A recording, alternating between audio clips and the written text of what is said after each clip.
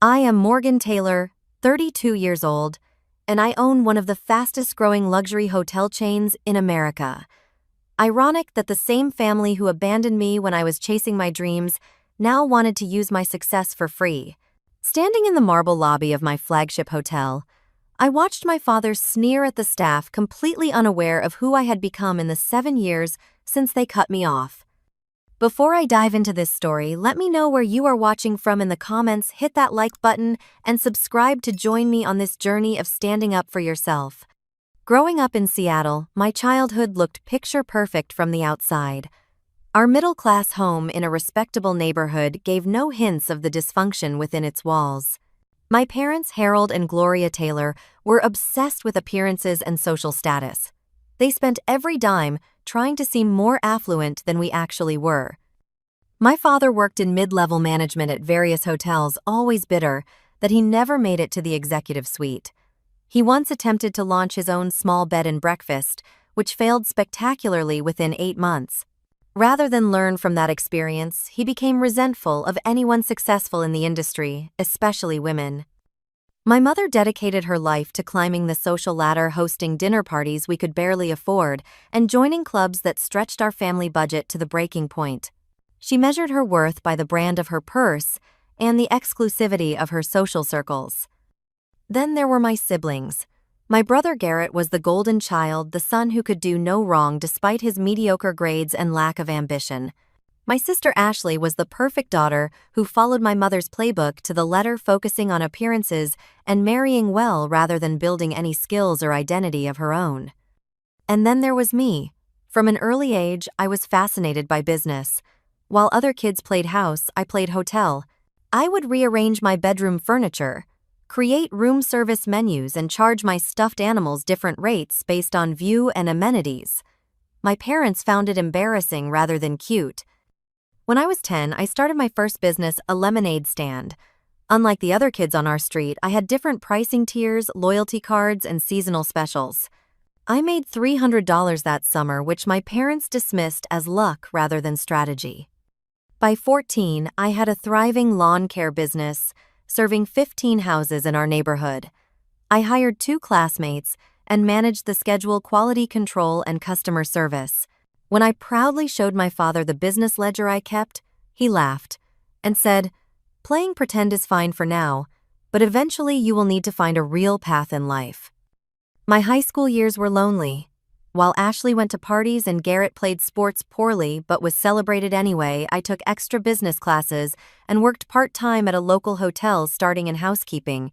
I wanted to understand every aspect of the business from the ground up.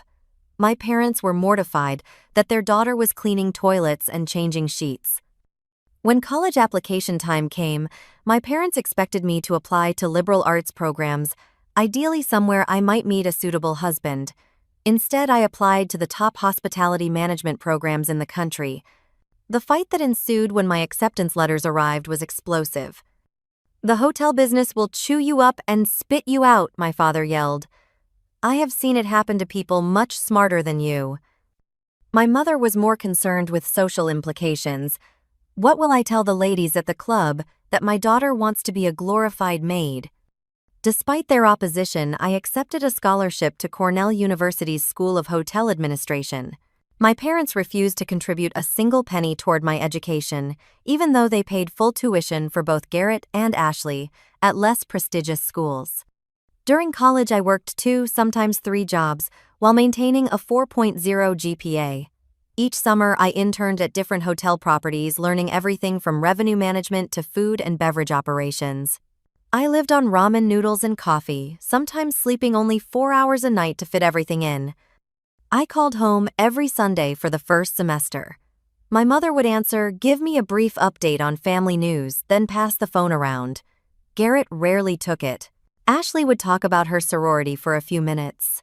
My father would get on last, ask if I had come to my senses yet, then hang up when I told him I was excelling in my classes. By sophomore year, the calls dwindled to major holidays only.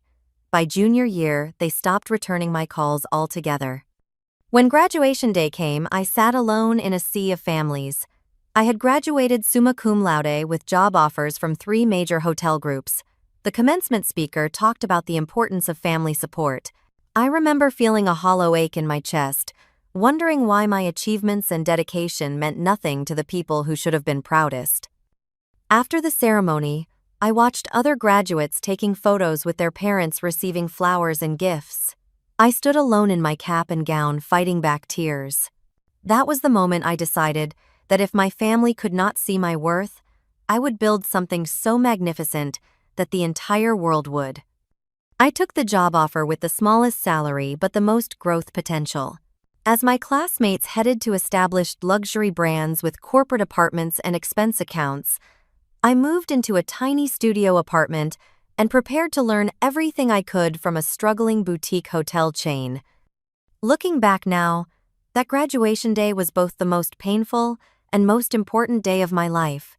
It was the day I truly understood that I would need to become my own family, my own support system, my own champion. And that is exactly what I did. My entry-level position at Hillcrest Hotels was hardly glamorous. The company owned 4 boutique properties that were all underperforming with outdated decor and management practices straight out of the 1980s. Most of my classmates would have run screaming, but I saw opportunity in the chaos. On my 3rd day, I met Elaine Winters, the general manager of the flagship property. In her 60s with a silver bob and perpetual lipstick on her coffee cup, Elaine had worked her way up from front desk clerk over a 40-year career. She took one look at my eager face and college degree and said, "Honey, in this business theory is worth exactly nothing. Show me what you can do." For the next 6 months, Elaine put me through what she called hotel boot camp. I worked in every department from housekeeping to maintenance, from the restaurant to the front desk. I pulled double shifts covered for sick employees and learned the name of every regular guest. After watching me handle an overbooking crisis during a convention weekend, Elaine invited me to her office. "You have something special, Morgan. You see both the forest and the trees. Most people can only do one or the other." She became the mentor I desperately needed. Over late-night glasses of wine in the empty hotel restaurant, she shared war stories from her decades in the industry and listened to my ideas for modernizing operations. "The problem with most hotels," I told her one night, "is that they either focus entirely on cutting costs or entirely on guest experience, as if the two are mutually exclusive. But I think there is a way to do both simultaneously." Elaine challenged me to prove it. She gave me control of one floor of rooms as a pilot program. I implemented small changes that cost almost nothing but significantly improved the guest experience. Simple things like moving the coffee maker to a more logical location, adding multi-port charging stations, and creating a welcome note customized to each guest's purpose for traveling. Guest satisfaction scores for my floor rose 28% in the first month. By the 3rd month, guests were specifically requesting rooms on what staff had nicknamed Morgan's Floor. The CEO took notice and promoted me to Director of Guest Experience for all 4 properties. For 2 years, I worked tirelessly implementing my vision across the small chain. Occupancy rates rose, revenue increased, and we began attracting a more affluent clientele willing to pay premium rates for our reimagined experience. But I wanted more. I had ideas that went beyond improving existing properties. I wanted to create something entirely new. During a brief visit home for Christmas, I made the mistake of sharing my ambitions with my family. We were sitting around the dining table when my mother asked with feigned interest about my job. "Actually," I said, feeling a rare moment of optimism about their reaction, "I am planning to leave Hillcrest soon. I have been developing a business plan to purchase and revitalize underperforming properties with a new concept." The silence lasted 3 seconds before my father burst into laughter. My brother joined in, and my sister smirked behind her wine glass. "You," my father said between chuckles, "buy hotels with what money? Your little salary barely covers rent in that closet you call an apartment." My mother patted my hand condescendingly. "Darling, the hotel business is for people with capital and connections. Why not find a nice corporate job with benefits and stability? Or marry someone who already owns hotels," Ashley suggested with a wink.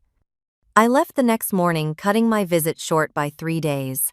On the flight back, I made a promise to myself never to share my dreams with them again. They had forfeited the right to witness my journey. Back at work, I approached Elaine with my plans. After reviewing my detailed business proposal, she introduced me to two former colleagues who had done well in real estate investments. They were intrigued by my vision and agreed to back my purchase of a rundown 30-room motel off the highway in New Jersey. The property was a disaster. Water damage outdated everything and a reputation for hourly rates rather than overnight stays. But the location was excellent and the price was right. I quit my job, moved into room 101, and spent the next 6 months renovating with a small but dedicated team, much of the work done by our own hands to save money. We reopened as Serenity Stays with a concept that combined the efficiency of limited-service hotels with the warmth and personalization of a bed and breakfast. Our target market was business travelers tired of generic chain experiences and high prices. The response exceeded even my optimistic projections. Within 3 months, we were running at 89% occupancy. By month 6, we had a waiting list for certain nights of the week.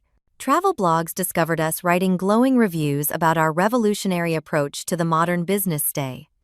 My investors were thrilled and immediately approved acquisition of 2 more struggling properties. I developed a systematic approach to identification, acquisition, renovation, and rebranding. Each property had the Serenity Stays foundational experience, but was customized to its specific location and target demographic. 18 months after opening our first location, we had 3 thriving properties and were being courted by larger investors interested in helping us scale nationally. On the day we signed the deal for a $10 million investment round, I called my parents. I wanted to give them one more chance to be part of my success story. My father answered. I could hear a football game in the background. Dad, I have some exciting news to share. Make it quick, Morgan. The game is tied. I took a deep breath. I just closed a major investment deal. My hotel company now has a valuation of $30 million. He snorted. Your little motels, you mean? Let me guess, some fool with more money than sense decided to gamble on your pipe dream. I could have told him about our industry-leading profit margins, about the waiting list of properties wanting to join our portfolio, about the major travel publication that had named me hotelier to watch. Instead, I simply said, I thought you might be proud. Call me when you have something real to talk about, he replied and hung up. That was the last time I reached out to my family. From that point forward, I channeled all my energy into proving my father wrong, not for his approval anymore, but for my own vindication. The $10 million investment was just the beginning. I worked 18-hour days, 7 days a week, building what would become the Taylor Hospitality Group. While other entrepreneurs splashed their names across their businesses from day one, I deliberately kept a low profile using holding companies and remaining largely anonymous as the owner. My strategy was simple but revolutionary for the industry. Rather than building cookie-cutter properties, we created distinct hotel brands under one umbrella, each targeting different traveler segments with precision. For budget-conscious business travelers, we expanded the Serenity Stays brand. For luxury weekend getaways, we created Indulgence Houses boutique properties with world-class spas. For extended stay clients, we developed Home Plus, which combined apartment-style accommodations with hotel services.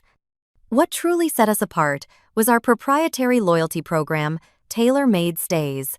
Unlike traditional point systems, ours learned from guest preferences and created customized experiences. If you ordered extra pillows, once they would automatically be in your room on every subsequent stay at any of our properties. If you mentioned loving a particular local craft beer, you would find it waiting in your minibar at your next check-in. This level of personalization generated fierce loyalty. Our guests became evangelists, spreading the word about our properties through social media and word of mouth. Our occupancy rates consistently outperformed industry averages by 23%. 2 years after the initial investment round, we caught the attention of Blackwood Capital, a major private equity firm specializing in hospitality. Their managing director, James Kensington, took me to dinner at a Michelin-starred restaurant in Manhattan. "We have been watching you, Miss Taylor," he said as we studied our menus. Your growth metrics are impressive, but what really interests us is your retention rate both for customers and employees. It was true. While the hotel industry typically experienced turnover rates above 70%, ours was below 25%. I had implemented profit sharing for all employees from housekeepers to executives. Everyone had skin in the game and felt valued. We would like to offer you $200 million to scale nationally, James continued. With our backing, you could acquire 50-plus properties within the next 3 years. I negotiated hard, maintaining majority control and ensuring our corporate culture would be preserved. With the deal finalized, we went on an acquisition spree focusing on struggling properties with good bones and locations. Our biggest coup was purchasing Lux Lodge, a mid-sized chain of 30 hotels that had fallen on hard times after a series of management missteps.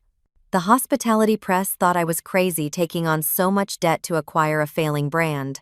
What they did not understand was that the properties themselves were sound. It was the management philosophy that was broken. We implemented our systems and culture, rebranded the properties under our various concepts, and within 18 months had doubled the occupancy rates and tripled the profit margins. The industry was stunned. Competitors began trying to poach our executives to learn our secrets. I hired talented young professionals who had been overlooked by the major chains. People from non-traditional backgrounds. People like me who understood hospitality from the ground up rather than from theoretical models. We became known as the company that valued innovation and fresh perspectives over industry tenure. 5 years after opening our first Serenity Stays Taylor Hospitality Group, owned or managed 75 properties across 20 states with annual revenue exceeding $1 billion. I had proved my father wrong 1,000 times over, though he remained unaware of my success. I rarely appeared in press materials, preferring to let our properties and guest experiences speak for themselves. When forced to attend industry events, I used my married name from a brief union in my 20s, Morgan Bennett, to maintain my privacy. The media tried to piece together the story of the mysterious founder behind the hotel group, revolutionizing the industry. Fortune magazine ran a cover story titled "The Invisible Hotel Queen," featuring a shadowy silhouette rather than my photo. The article speculated about my background and methods, but contained few actual facts. I liked it that way.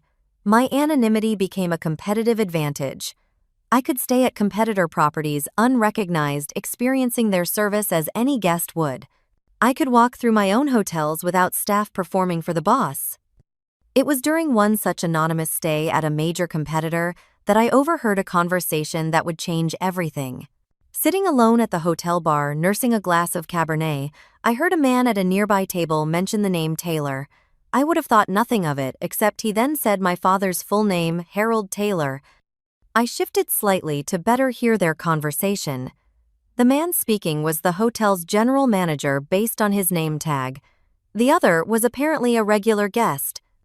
Harold Taylor is desperate to get into the Diamond Crown Conference next month, the manager said. He claims to have connections to Morgan Taylor, of Taylor Hospitality, says they are close relatives. I nearly choked on my wine. The Diamond Crown was the most prestigious hotel conference in the country, invitation only with a waiting list hundreds of names long. And I was not just attending. I was the keynote speaker and a major sponsor. Is there any truth to his claim? The guest asked. The manager shrugged. No idea. The Taylor Hospitality founder is notoriously private. But Harold keeps dropping the name, hoping for special treatment and access to the conference. Between us, he seems like a blowhard. His credit card was declined twice last month. I slipped away from the bar, my mind racing. After 7 years of silence, my family was trying to use my name for access and benefits. They had no idea that the Morgan Taylor they were claiming to know was me, the daughter they had dismissed and abandoned. Through discreet inquiries, I learned that my family's financial situation had deteriorated significantly. My father had invested heavily in a competing hotel chain that subsequently went bankrupt. My brother's gambling habit had drained their resources further, and my sister, now divorced from her wealthy husband, had moved back home with her parents. They were desperate, and they saw the Diamond Crown Conference as a networking opportunity to improve their circumstances. They had somehow discovered my name, but had failed to make the connection to their estranged daughter. Perhaps they assumed Morgan Taylor was a man. Perhaps the idea that their dismissed daughter could have built an empire was simply inconceivable to them. I could have ignored them. I could have had their conference applications rejected. Instead, I decided to let events unfold naturally. After 7 years of building my business and myself, I was curious to see them again, to observe from a position of strength rather than vulnerability. I arranged for their conference applications to be approved. I had their names added to the attendee list for the opening gala, and I waited, preparing myself emotionally for the confrontation to come. The Diamond Crown Conference was to be held at our newest and most luxurious property, the Sapphire Grand in Chicago. 500 industry leaders would be attending 3 days of panels, workshops, and networking events. As the keynote speaker and host, I would be impossible to avoid. In the weeks leading up to the conference, I found myself distracted during meetings, imagining different scenarios for our reunion. Would they recognize me immediately? Would they be proud, embarrassed? Would they pretend our estrangement had never happened? The night before the conference began, I stood alone in the presidential suite of the Sapphire Grand, looking out over the Chicago skyline. In the reflection of the window, I hardly recognized myself. Gone was the insecure young woman desperate for family approval. In her place stood the CEO of a billion-dollar company, finally ready to close the most painful chapter of her personal life. My family's financial unraveling began 3 years earlier, though I only pieced together the full story later. My father, always believing himself more clever than he was, had invested most of their savings in Grand Stay Hotels, a mid-tier chain promising aggressive expansion. 6 months after his investment, the company filed for bankruptcy amid accusations of accounting fraud. Around the same time, my brother Garrett's recreational gambling evolved into a full-blown addiction. What started with weekend trips to casinos became daily online poker sessions and sports betting. He moved back home at 35, supposedly between opportunities, but actually hiding from creditors. My sister Ashley had followed my mother's life playbook, perfectly marrying Edmund Prescott, heir to a regional banking fortune. She dedicated herself to being the perfect corporate wife, hosting dinner parties and charity luncheons while carefully maintaining her appearance. When Edmund left her for his 24-year-old personal trainer, Ashley was blindsided. Their prenuptial agreement left her with a modest settlement that quickly dwindled under her expensive tastes. My parents, approaching their 70s with depleted retirement accounts, suddenly found themselves supporting 2 adult children and maintaining appearances they could no longer afford. My father took a position as a consultant for small independent hotels, but his outdated methods and difficult personality resulted in few repeat clients. My mother began selling her designer clothes and jewelry piece by piece, telling friends they were simply decluttering. The country club membership was downgraded, then dropped entirely. The luxury car was traded for a more modest model, explained away as being more environmentally conscious. Through industry contacts, I heard whispers about my father desperately dropping my company's name, claiming close ties to the founder. He had somehow learned of Morgan Taylor, but failed to make the connection to his daughter. In the hotel industry, everyone knew that Taylor Hospitality Group was the success story of the decade, and access to its leadership could mean lucrative opportunities. When my family discovered the Diamond Crown Conference, they saw it as their financial salvation. The annual gathering of hotel owners, investors, and executives offered the perfect networking opportunity to reverse their fortunes. My father spent weeks calling in old favors and name-dropping to secure invitations. What he did not know was that I personally reviewed the final attendee list. Seeing the names Harold Taylor, Gloria Taylor, Garrett Taylor, and Ashley Prescott listed as representatives of Taylor Consulting Group, a company that did not exist, sent a shock through my system. I could have rejected their applications. I could have exposed their deception. Instead, I approved their attendance and upgraded their accommodations to deluxe rooms, though not the presidential suite they had requested in their application. The week before the conference, I asked my executive assistant Zoe to gather intelligence on their current situation. "They are in pretty dire straits," she reported, looking up from her tablet. "Their house has 2 mortgages and is currently listed for sale. Your brother has at least 3 collection agencies after him. Your sister is interviewing for retail positions but has no relevant experience. And your father keeps telling anyone who will listen that he personally mentored the founder of Taylor Hospitality." I laughed, despite myself. He certainly taught me lessons, though not the ones he intended. Zoe, who knew my full history, gave me a concerned look. "Are you sure you want to go through with this? You have worked so hard to build this company. These people hurt you deeply. Why let them back into your life?" It was a fair question, one I had asked myself repeatedly in recent weeks. The truth was complicated. Part of me wanted vindication to see the shock on their faces when they realized who I had become. Part of me still yearned for the family connection I had been denied. And part of me simply wanted closure to finally confront the people who had dismissed my dreams so cruelly. "This is not about letting them back in," I told Zoe. "This is about finally being seen for who I am on my terms. After that, I will decide what, if any, relationship I want with them going forward." The night before the conference, I received word that my family had arrived at the Sapphire Grand. They had attempted to check in early, complained about not being in the presidential suite, and demanded access to the executive lounge despite not having the proper room category. "Miss Taylor, the front desk manager, texted me the guests you flagged for special monitoring have arrived. They are already making quite an impression on the staff, and not a positive one." I took a deep breath, reviewing my keynote speech one last time before trying to sleep. Tomorrow would bring the confrontation I had both dreaded and anticipated for 7 years. I was ready. The morning of the Diamond Crown opening day, I arrived at the Sapphire Grand at 5:30 hours before most attendees would appear. I wanted to personally inspect every detail of the conference setup, from the registration tables to the floral arrangements in the grand ballroom. My keynote speech was scheduled for that evening following the welcome reception. Titled "Authentic Hospitality in the Digital Age," it detailed my philosophy that genuine human connection remained the core of our industry despite all technological advances. By 9 o'clock early, arriving attendees were checking in, collecting their conference badges and welcome packages.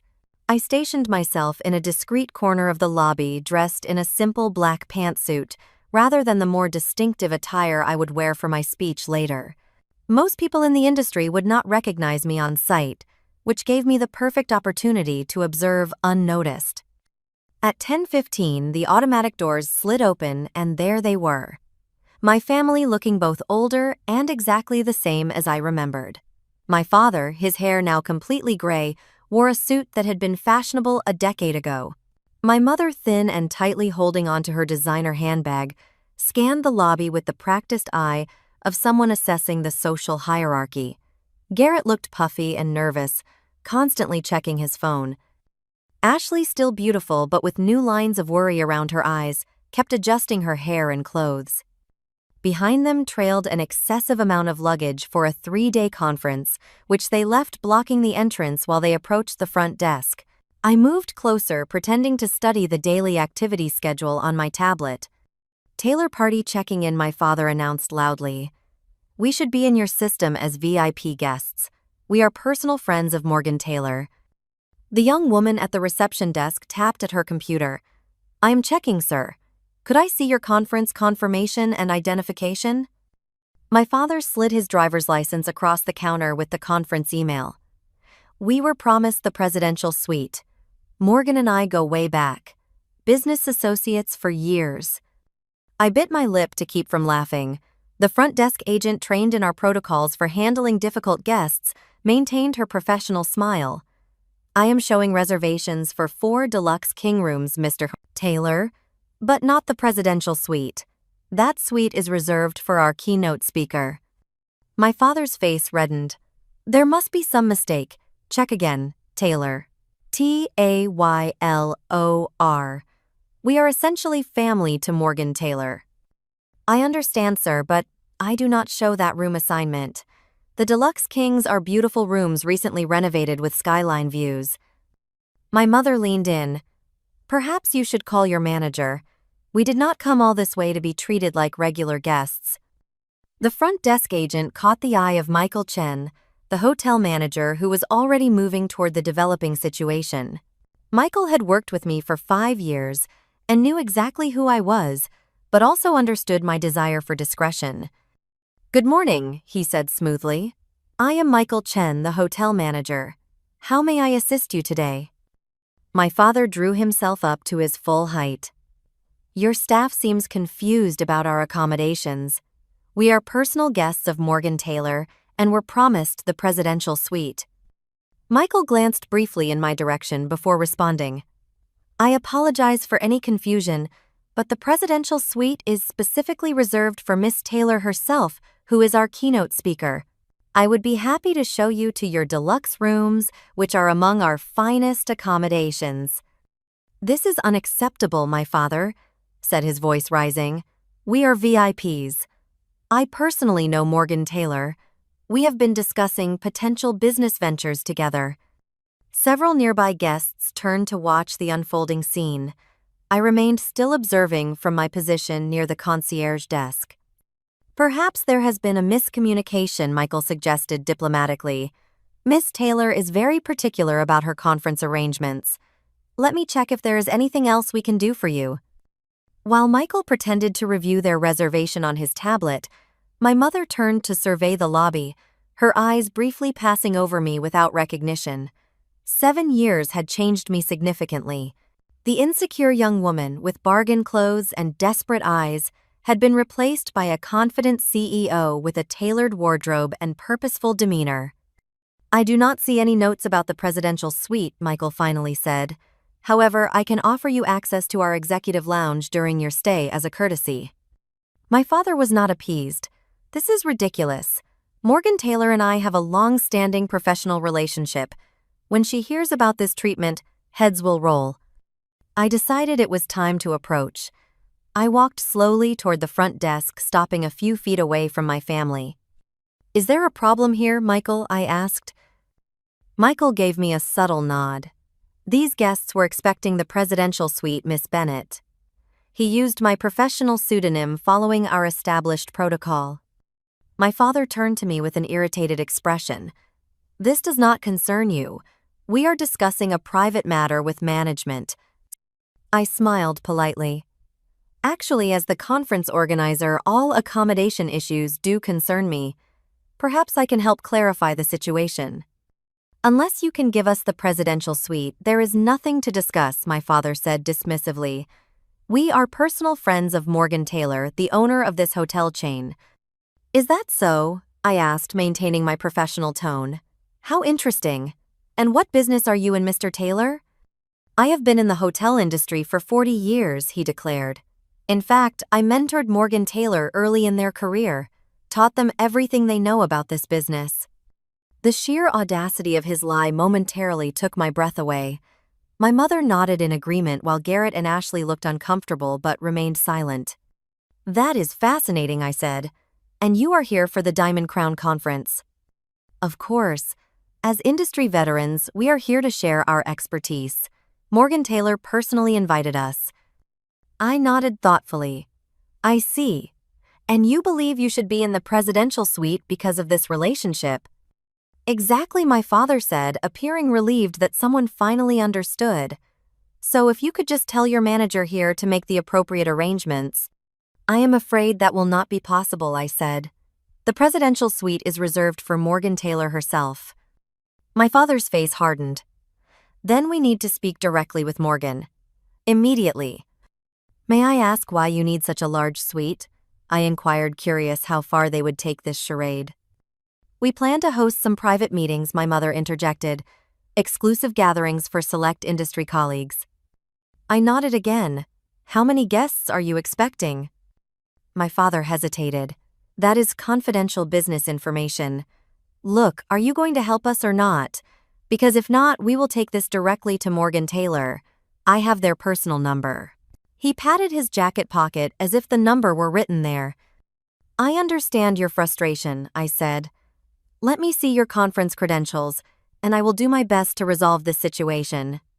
My father reluctantly handed over their conference badges. I examined them closely. Taylor Consulting Group, I read aloud. I am not familiar with your company. What specific consulting do you provide? My father shifted uncomfortably. Strategic hospitality management, very exclusive client list, confidential.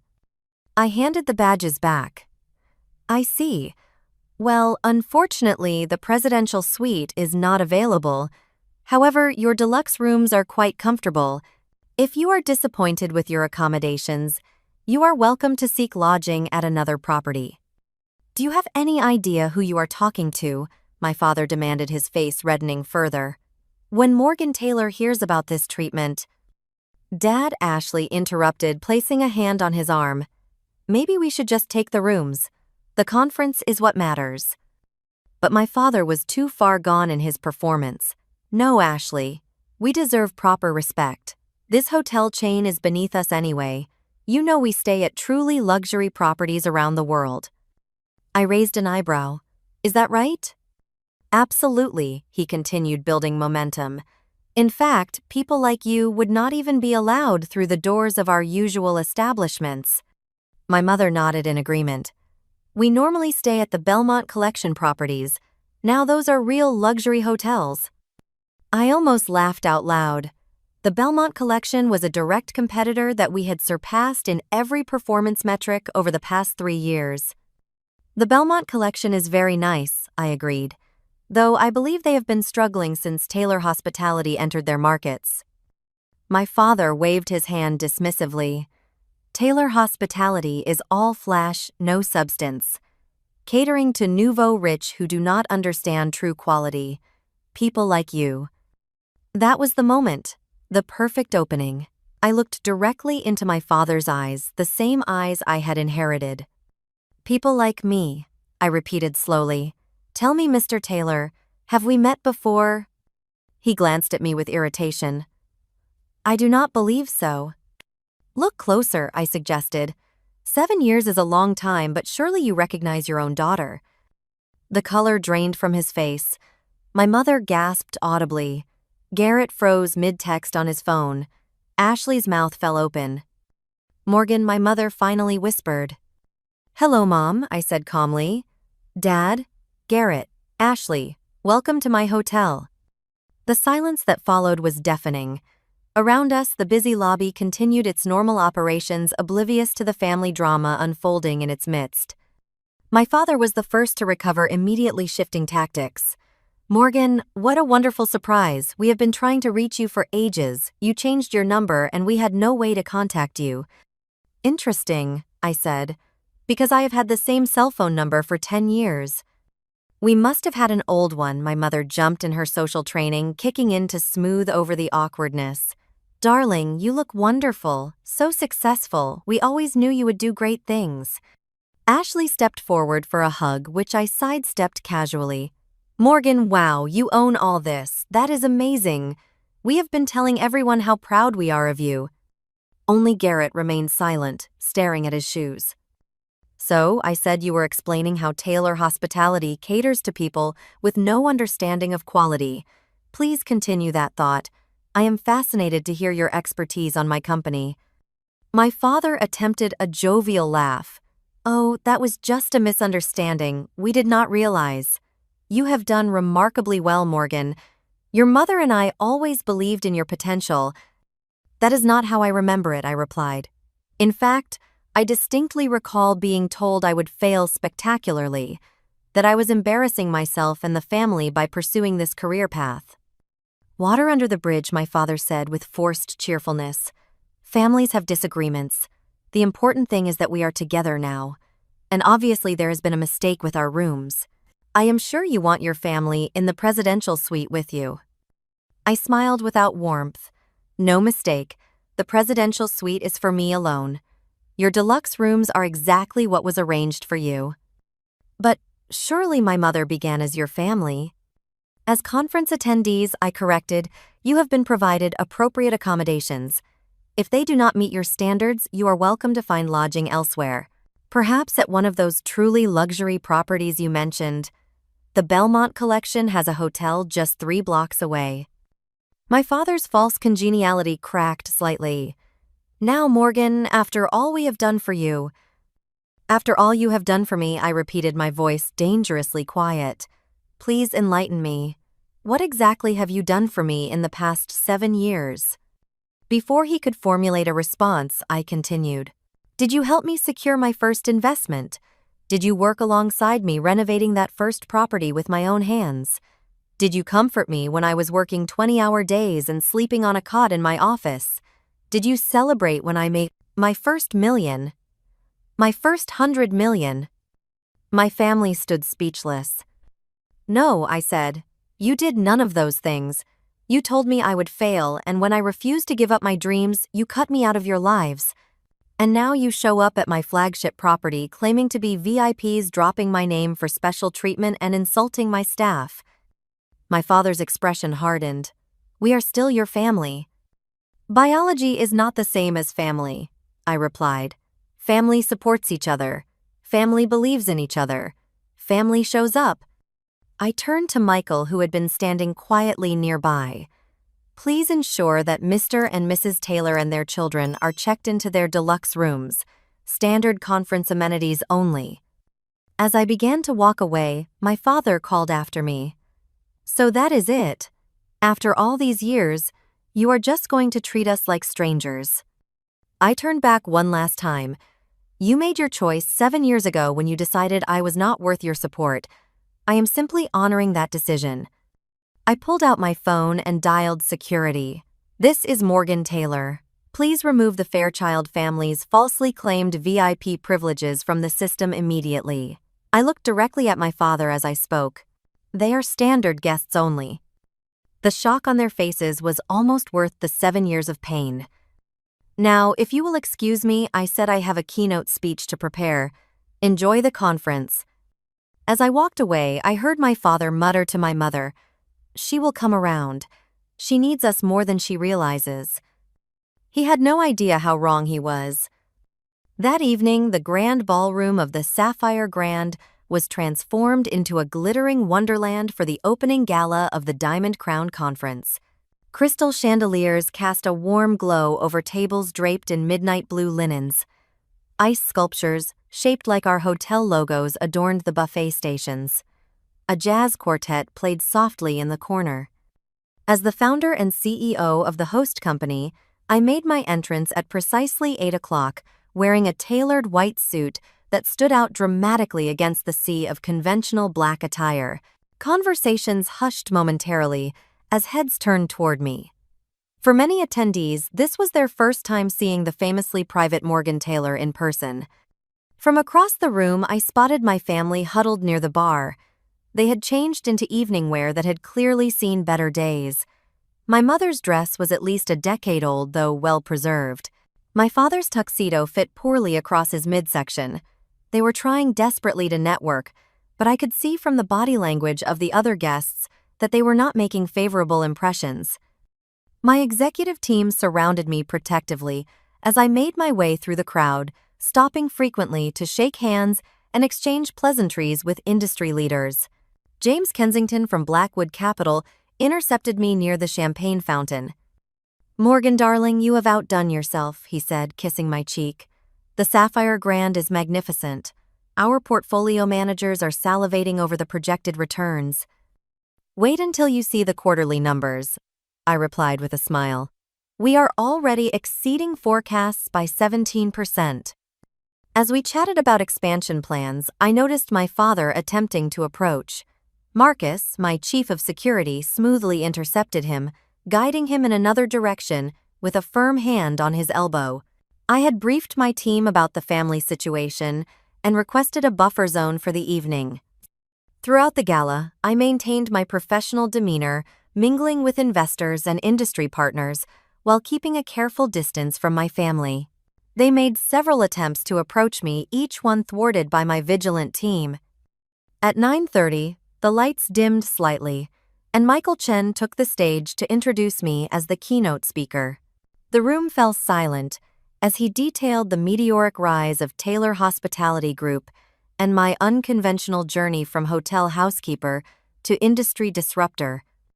Without further ado, he concluded, "It is my great honor to present the founder and CEO of Taylor Hospitality Group, the visionary behind the most successful hotel launch in modern history, Morgan Taylor."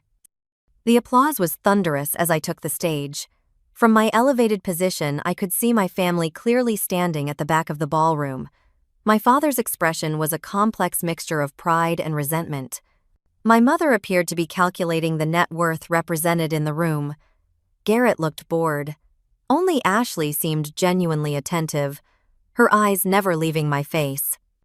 "Thank you for that kind introduction, Michael," I began. "And thank you all for joining us for the 10th Annual Diamond Crown Conference. When I started Taylor Hospitality Group 7 years ago, with a single 30-room motel, I could never have imagined standing before you today as the host of this prestigious gathering." I paused, making eye contact with various industry leaders in the audience. The theme of this year's conference is Authentic Hospitality in a Digital World. It is a topic particularly close to my heart because authenticity has been the cornerstone of our success at Taylor Hospitality. For the next 30 minutes, I shared my philosophy of genuine connection in the hospitality industry. I spoke about the importance of treating every guest as an individual, rather than a room number. I detailed our innovative approaches to personalization and employee empowerment. Throughout, I wove in personal anecdotes from my journey, carefully omitting any mention of my family. "The greatest lesson I have learned," I said as I approached my conclusion, "is that true luxury is not about thread counts or brand names or exclusive access. True luxury is about being seen, heard, and valued as a human being." My eyes found my father's in the crowd. When people feel invisible or dismissed, they remember that feeling far longer than they remember the fancy toiletries or the turned-down service. Conversely, when people feel genuinely welcomed and appreciated, they become not just repeat customers, but ambassadors for your brand. I smiled at the audience. At Taylor Hospitality, we have built our entire business model on this simple truth. People will forget what you said, people will forget what you did, but people will never forget how you made them feel. The applause that followed my speech was overwhelming. As I stepped down from the stage, I was immediately surrounded by well-wishers and potential investors. From the corner of my eye, I could see my father pushing through the crowd toward me, but he was intercepted yet again by Marcus. For the remainder of the evening, I maintained my professional facade, though internally I was emotionally exhausted. Seeing my family after so many years had affected me more deeply than I had anticipated. Part of me, a small, stubborn part, that I thought I had outgrown, still yearned for their approval and love. As the gala wound down around midnight, I retreated to my presidential suite, kicking off my heels and pouring myself a glass of bourbon. I had just settled onto the balcony, overlooking the Chicago skyline, when my phone buzzed with a text from Marcus. "Your father is attempting to access the executive floors. Claims he needs to discuss urgent business with you. Security has redirected him to the lobby." I sighed, setting down my glass. I had known this confrontation was inevitable. "Tell them I will be down in 5 minutes." When I reached the lobby, I found my father pacing angrily near the front desk. The night manager looked relieved to see me. "Morgan," my father said, his voice slightly slurred from too much free champagne. "We need to talk business. Privately." "It is midnight, Dad. Whatever you want to discuss can wait until morning." "No, it cannot wait. I have investors interested in a joint venture between Taylor Consulting and your hotel group. Big opportunity, mutually beneficial." I almost laughed at the transparency of his lie. "Taylor Consulting does not exist. You made it up to get into this conference." His face reddened. "That is just a technicality. The point is, I have connections expertise. Together we could expand your company internationally." "My company is already expanding internationally," I replied. "We break ground on properties in London, Tokyo, and Dubai next quarter." "Well, I could. I could help with operations, oversight, quality control." We have a team of 600 corporate employees handling those functions. Harvard MBAs, Cornell hoteliers, industry veterans with proven track records. My father's desperation became more apparent. Family should work together, Morgan. Your grandfather and I worked together at his insurance company. Until you were fired for embezzlement, I reminded him. Grandfather told me the whole story before he died. That silenced him momentarily. When he spoke again, his tone had changed from entitled to pleading. Morgan, we are in trouble. Real trouble. The house is in foreclosure. Garrett has some gambling debts to dangerous people. Ashley cannot find work. We need help. At least now he was being honest. I am sorry to hear that I said, and I was. Despite everything, I took no pleasure in their suffering. But showing up unannounced, lying about your connection to me, and demanding special treatment is not the way to ask for help. What was I supposed to do? He demanded. You disappeared from our lives. I did not disappear, I corrected. You pushed me away. You told me my dreams were worthless. You refused to support me when I needed you most. And when I tried to share my success with you, you laughed and hung up on me. He had no response to that truth. Now it is late, and we both have a full conference schedule tomorrow. I suggest you get some rest. Fine, he said stiffly. We will talk tomorrow. When he and the rest of my family returned from a late dinner the following evening, their keycards no longer worked. I watched on security cameras as they argued with the night manager at the front desk. What do you mean our access has been revoked? My father demanded. We are VIP guests, family of the owner. The night manager maintained his professional composure. I apologize for the inconvenience, Mr. Taylor, but your room privileges have been modified. Your keycards no longer provide access to the executive lounge or the spa facilities. This is outrageous, my mother exclaimed. Call Morgan immediately. Miss Taylor left instructions not to be disturbed, the manager replied calmly. However, she did leave a message for you. He handed my father an envelope with the Taylor Hospitality logo. Inside was a note I had handwritten earlier that day. Dad, Mom, Garrett, and Ashley. Actions have consequences. In the hotel, business guests who mistreat our staff lose privileges. Consider this a lesson in the authentic hospitality you dismissed for so many years. Your room charges, including all food, beverages, and amenities, are now at standard rates rather than the complimentary status you have been enjoying. A detailed invoice will be provided at checkout. If you would like to have a genuine conversation about our relationship and your current situation, I will meet you for breakfast tomorrow at 7 a.m. in the private dining room. This is not a business meeting. This is a family matter. Morgan. I watched my father's face contort with anger as he read the note. He crumpled it in his fist and demanded to see a manager. But the night staff had been briefed, and no amount of threats or pleading changed the situation. Finally defeated, my family took their new keycards and headed to the elevators. As they disappeared from the security feed, I wondered if they would show up for breakfast the next morning and what I would say to them if they did. At 6:55 the next morning, I sat alone in the private dining room adjacent to the main restaurant. The table was set for 5 with fresh flowers and a selection of breakfast pastries. I had chosen this early hour deliberately, knowing it would require real effort from my family to attend, especially after their late night. To my surprise, at 7 o'clock exactly, the door opened and all 4 of them entered. They looked tired but had made an effort with their appearance. My father, normally the dominant presence, hung back slightly, allowing my mother to lead. Good morning, I said, gesturing to the chairs. Please sit down, coffee. They seated themselves awkwardly, murmuring thanks as I poured coffee from the silver pot. For a long moment, no one spoke. The weight of 7 years of silence and hurt filled the room. Finally, my mother broke the ice. The hotel is beautiful, Morgan. You have accomplished something truly extraordinary. Thank you, I replied. It has been a long journey.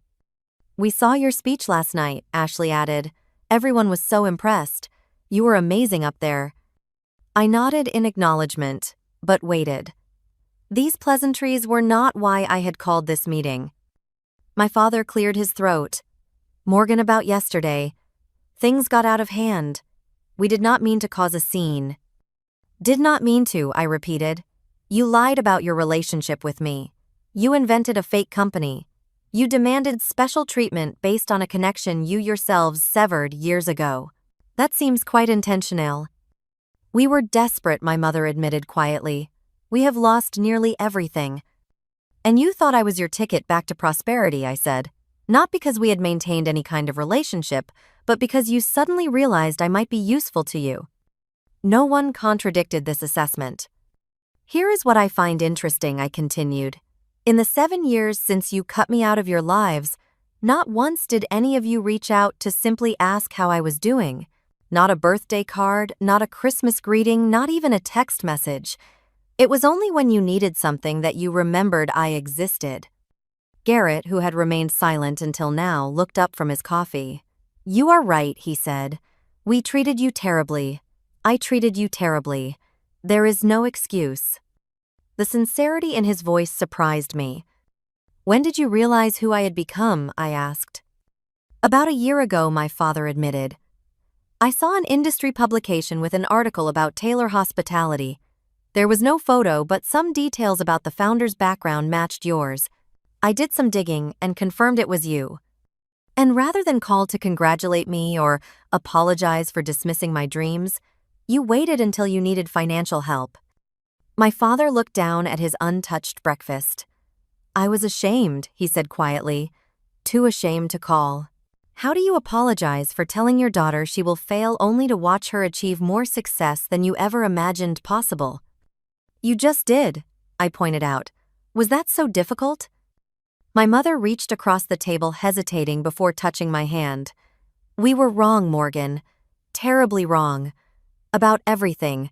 Your vision, your abilities, your determination. We were stuck in our own narrow view of success and could not see the extraordinary person you were becoming. For the first time, I saw genuine regret in her eyes. Not regret for their current financial situation, but regret for the relationship they had destroyed. I did not arrange this breakfast to hear apologies, I said. Though they are appreciated, I wanted to understand if there is anything worth salvaging in our relationship. Of course there is, Ashley said quickly. We are family. Family is more than biology, I replied. Family is showing up, supporting each other, believing in each other. By that definition, we stopped being a family long ago. But we can rebuild, my mother suggested, hopefully. Start fresh. I considered her words carefully. Perhaps. But not with financial entanglements. Not with you working for my company or living off my success. What are you saying? My father asked. I am saying that if we are to have any relationship going forward, it must be personal, not professional. I will not hire you. I will not invest in your non-existent consulting company. I will not give you executive positions at Taylor Hospitality. Their disappointment was visible, especially my father's. However, I continued, I am willing to help you rebuild your lives under certain conditions. They leaned forward expectantly. First, you all agree to family therapy. Not one session for show, but a genuine commitment to understanding the dynamics that led us here and working to create healthier patterns. My father started to object, but my mother squeezed his arm, silencing him. Second, you must each find your own path forward. I will provide temporary financial support while you get back on your feet, but you need to develop independent, sustainable livelihoods. What do you mean by temporary financial support? Garrett asked. I will pay off the mortgages on the house, so you do not lose it. I will settle Garrett's gambling debts on the condition that he enters treatment for addiction. I will provide a monthly stipend for 1 year while you re-establish yourselves. After that, you are on your own financially. That is very generous, my mother said cautiously. There is one more condition, I added. Complete honesty from this point forward. No more pretending to be something you are not. No more living beyond your means to impress others. No more treating people as stepping stones to status or wealth. They exchanged glances, absorbing the terms I had laid out. Why would you help us at all? My father finally asked. After everything, I considered the question carefully, because holding on to resentment hurts me more than it hurts you. Because despite everything, part of me still remembers being a little girl who wanted her parents' approval. And because I believe people can change if they truly want to. I want to change, Garrett said firmly. I hit rock bottom months ago, but was too proud to get help. Ashley nodded. Me too. I have been living mother's life, not my own. I need to figure out who I really am. My parents remained quiet, processing this shift in family dynamics. For decades, they had set the terms, made the rules. Now, their youngest child, the one they had dismissed most readily, was offering them a path forward with clear boundaries and expectations. Do we have an agreement? I asked. My father, always the family spokesperson, looked to my mother, then to my siblings before turning back to me. For perhaps the first time in his life, I saw genuine humility in his expression. We have an agreement, he said. And Morgan, thank you. 6 months later, the changes in my family were remarkable. Twice-weekly therapy sessions had begun the painful but necessary process of addressing decades of dysfunction. My father, initially resistant, eventually became an active participant, confronting his own insecurities that had driven his controlling behavior. Garrett completed a 90-day inpatient treatment program for gambling addiction and was working with a recovery coach. He had found a job as a barista, a humble position that nonetheless gave him structure and responsibility. Ashley discovered a passion for event planning and was taking courses in hospitality management at the local community college. When I asked why she had chosen that field, she admitted, I always admired what you were doing even when I pretended not to. My parents had downsized significantly, selling most of their status symbols and embracing a simpler lifestyle. My father retired, now volunteered teaching business classes at a program for underprivileged youth. My mother had reconnected with her artistic side, taking up painting and selling her work at local art fairs. As for me, I had my own healing to do. With the help of a skilled therapist, I worked through the abandonment trauma and trust issues stemming from my family's rejection. I learned to separate my worth from my achievements and to build relationships based on genuine connection rather than usefulness. 1 year after the confrontation, I invited my family to my home for Thanksgiving dinner. It was the first holiday we had spent together since that disastrous Christmas 7 years earlier. The gathering was not without awkward moments and old tensions bubbling up, but there was also laughter, genuine conversation, and the tentative formation of new, healthier bonds. After dinner, as we sat in the living room with coffee and pie, my father raised his cup in a toast. To Morgan, he said, who taught us all that success is not measured by appearances or acquisitions, but by authenticity and connection. Thank you for giving us a second chance we did not deserve. I raised my own cup in response.